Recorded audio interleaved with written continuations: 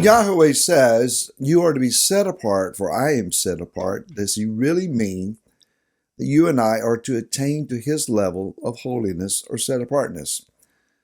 Hi, this is Barry Phillips with 10-Minute Torah, day number 2, the Torah portion of Kedoshim. We're still in Leviticus, Vayikra, chapter 19. And let's look one more time at verse number 2, which says, speak to all the congregation of the children of Israel and say to them, be set apart, for I, Yahweh, your Elohim, am set apart. So what is holiness? What is that? How do we attain holiness? Is it a conferred state of being that we can't get away from? Is it achieved by our own self-effort?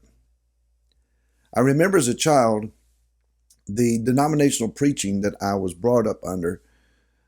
This is during the time of the 1960s and the Cultural Revolution and rebellion that was going on. Young men were resisting normal understandings about appearance and were growing their hair out long, kind of like the Beatles of the day and the hippies, etc. So it was preached commonly that holiness meant that men should wear short hair and women should wear long hair. We had no idea in those days that it was basically a rebuttal against the revolution that was taking place.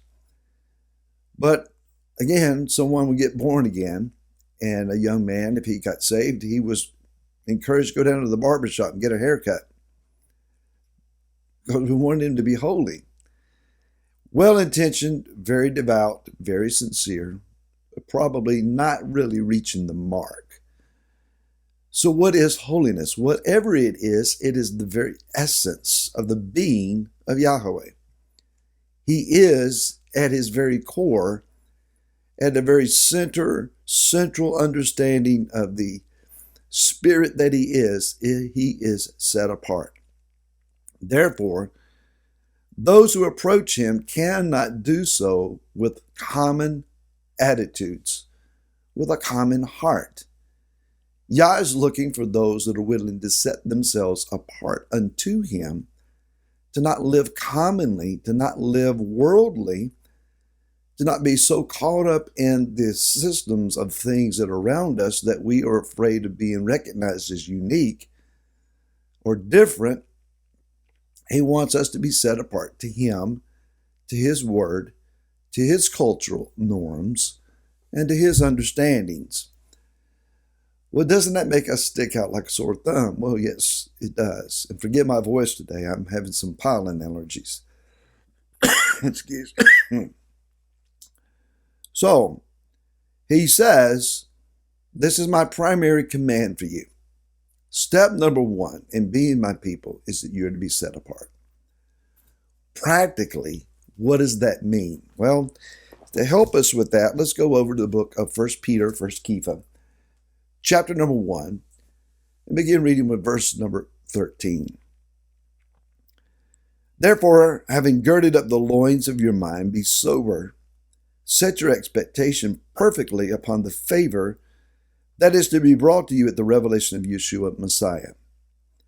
As obedient children, holiness begins with obedience, not conforming yourselves to the former lust and your ignorance. Do not live the life that we did so ignorant of the Torah and its commands.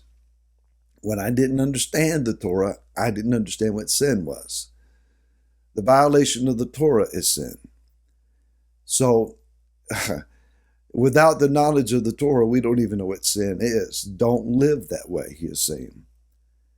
Instead, in verse 15, as the one who called you is set apart, so you also should become set apart in all behavior. It's not to say that your appearance doesn't matter. At House of David, we have a mantra, come clean, come covered.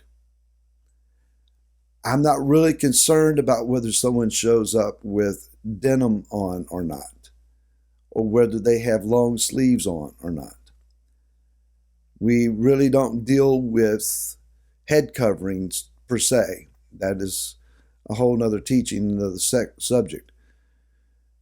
But the understanding is be clean in your presentation, be modest, be covered in your presentation. But above all, watch your behavior. Our holiness is found more in the way we treat other people and how we conduct our own selves than in the way that we appear, although our appearance does matter. Continuing. Because it has been written, be set apart, for I am set apart. And if you call on the Father, who without partiality judges according to each one's work, pass the time of your sojourning in fear, knowing that Yah looks at us, watches over us, is aware of all things, walk righteously in a reverent fear before him. But knowing that you were redeemed from your futile behavior inherited from your fathers, not with what is corruptible, silver and gold, but with the precious blood of Messiah, as of a lamb unblemished and spotless, foreknown indeed before the foundation of the world, but manifested in these last times for your sake, who through him believe in Elohim, who raised him from the dead and gave him esteem or glory or honor, so that your belief and expectation are in Elohim. Let's pause for a moment. Excuse me.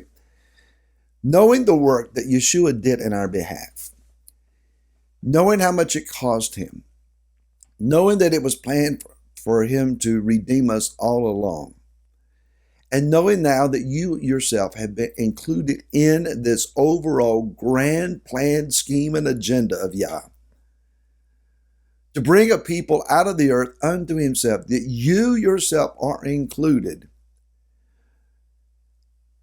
Walk worthy of the club or the congregation or the society or the assembly that you are now a part of.